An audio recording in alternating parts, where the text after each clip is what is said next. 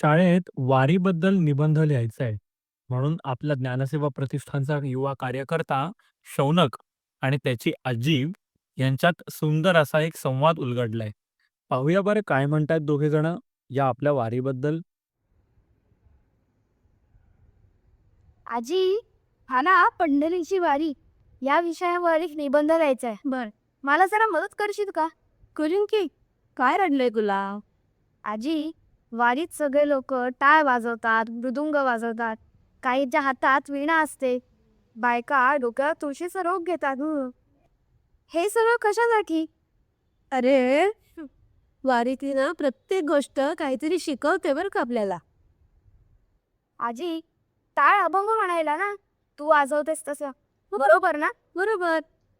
ते टाळ तर अभंगातला वाजवतातच, पण टाळ्याने काय होतं माहितीये का, टाळ्याने मन एकाग्र होतं, ते त्या अभंगामध्ये रंगून जातं, इकडे तिकडे भटकत नाही. आणि मग मृदुंग कशाला? साथीलाच ना. अरे, मृदुंगाचा ठेका नामात चालत राहा चालत राहा असं सांगतो, थांबू नका. त्या ठेक्यामध्ये चालत राहण्याचा उत्साह हा मृदुंग वारकऱ्याला देतो बरं का. आणि आता वीणेचं काय? मी बघितलंय हा कीर्तनात खूप. एक काका वीणा वाजवत असतात आणि सगळे त्यांच्या पाया पाया पडतात. हो रे, निरीक्षण छान आहे तुझं. वीणा म्हणजे भक्ती आणि ज्ञानाचा संग. सरस्वतीच्या हातात पण असते की नाही वीणा. मग भक्ताच्या ठिकाणी भक्तीबरोबर म्हणजे भक्तिप्रेमाबरोबर ज्ञान पण हवं, नाही का? पण दिंडीत कसं ज्ञान मिळणार आणि कोण देणार ते ज्ञान? अरे हो हो, किती प्रश्न पडतात रे तुला. पण चांगलं आहे बरं का, जर प्रश्न पडले तरच ज्ञानाचा शोध सुरू होतो. चांगलं आहे. पण तुला सांगू का, वारीचा मुक्काम जिथे असतो ना, तिथे प्रवचनकार कीर्तनकार प्रवचनातून कीर्तनातून ज्ञान देतात. हे समाज प्रबोधनाचं एक अतिशय प्रभावी असं साधन आहे बरं का. पण आजी, गळ्यात तुळशीची माळ असताना बायका डोक्यावर एवढं जड तुळशीचं रोग घेऊन एवढे लांब कशाला चालतात? कारण तुळस हे पावित्र्य आणि भक्तीचं प्रतीक आहे. हं?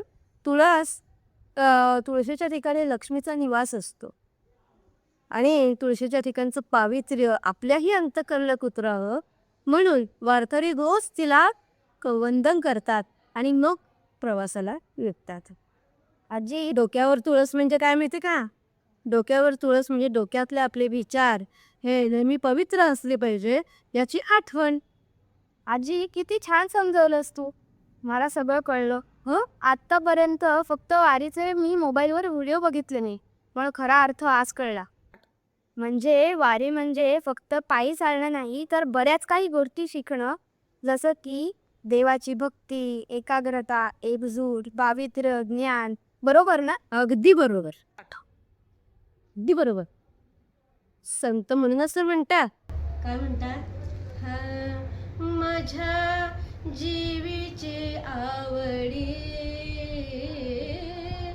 जीवीचे आवडी, पंढरपुराने न गुढी, पंढरपुराने न गुढी. आजी, मला आता जेव्हा जमेल ना तेव्हा मी एकदा तरी पंढरीच्या वारीचा अनुभव घेणारच आणि माझे अनुभव लिहिणार. आणि आता मला निबंध पण छान लिहिता येईल. बोला पुंडलिकावर